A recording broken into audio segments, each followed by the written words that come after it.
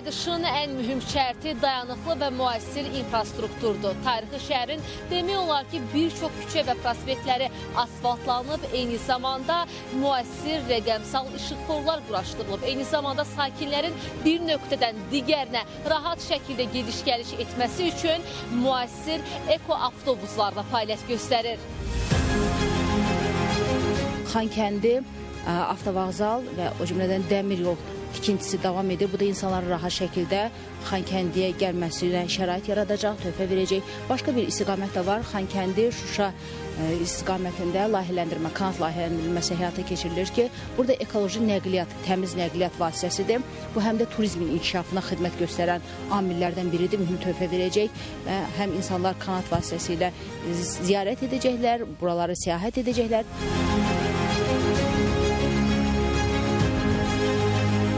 Mərkəzi xəstəxana var, getmişəm ona. Orada da qəşəng xidmət göstərirlər.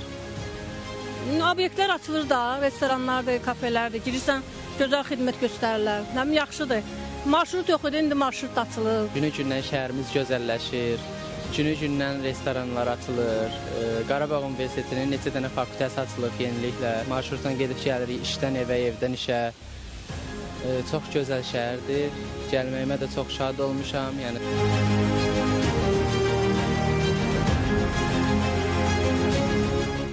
Xankəndidə Zəfər Parkında yerləşən Zəfər tağı Azərbaycanın Qarabağ bölgəsində əldə etdiyi möhtəşəm qələbənin simvolu hesab edilir. Bura gələn həm yerli, həm də xarici turistlər məhz bu ərazini xüsusi maraqla qarşılayır. Eyni zamanda sözü gedən Zəfər tağı mərkəzi meydanla da xüsusi vəhdət təşkil edir. Zəfər Parkı insanların daha çox ziyarət etdiyi məkanlardan biridir.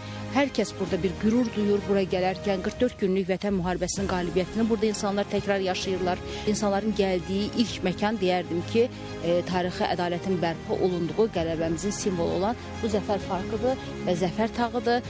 Orada da bilirsiniz ki, bir güşə yaradılıb və hər kəs gəlir, ziyarət edir. Burada muzey yaradılıb, sərgi bir muzeyi yaradılıb yuxarıda 10-cu mərtəbədə.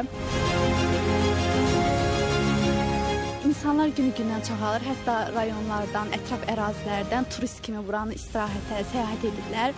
Yəni, ilk əvvəl Xankəndiyə ilk gələn tələbələr biz olmuşuq. Burada şərait bu cür deyildi. Günü-gündən gözəlləşdikcə insanların sayısı da daha çox artdı. Yeni tikilən mərkəzlərə baş tutdular. Ötən əsrin 60-70-ci illərində tikilən bu bina Xankəndi Mədəniyyət Mərkəzi işğal dövründə tamamilə baxımsız vəziyyətdə qalıb və yararsız hala düşüb, deformasiyaya uğrayıb. Lakin indiki məqamda məsələ sözü gedən Mədəniyyət Mərkəzi əsaslı şəkildə yenidən qurulub. Bir müddət əvvəlsə məhz elə bu binanın açılışı da baş tutdu. 3 mərtəbədən ibarətdir, 348 yerlik akt salına sahibdir. Bir müddət sonra isə məhz elə sözü gedən bina Xankəndi sakinləri üçün mədəniyyət ocağına çevriləcək və elə bu şəhər tarixi Azərbaycan şəhəri öz dirşəlişini məhz bu divarlar arasından elan edəcək.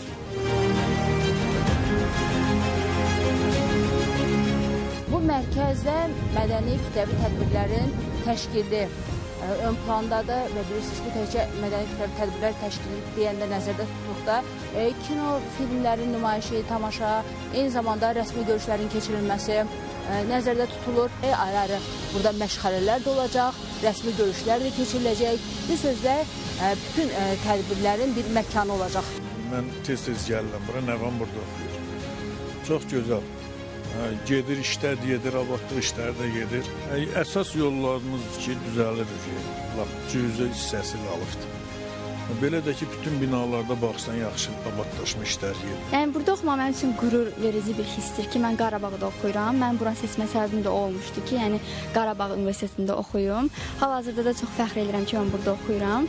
Bu mənim üçün çox qürur verici bir hissdir. Yəni, hər gündən-günə də burada daha da canlanma gedir. Xankəndi bugün yalnız yenidən qurulan küçələri, yolları və binaları ilə deyil, həm də geri qayıdan həyatın nəfəsi ilə seçilir. Müasir layihələr, abadlaşan məkanlar və canlanan ictimai mühit şəhərin gələcəyə inamla addımladığını göstərir. Böyük qayıdışın rəmzinə çevrilən bu inkişaf prosesi Xankəndinin tarixi kimliyini qoruyaraq yeni dövrün müasir şəhəri kimi formalaşdığını bir daha nümayiş etdirir.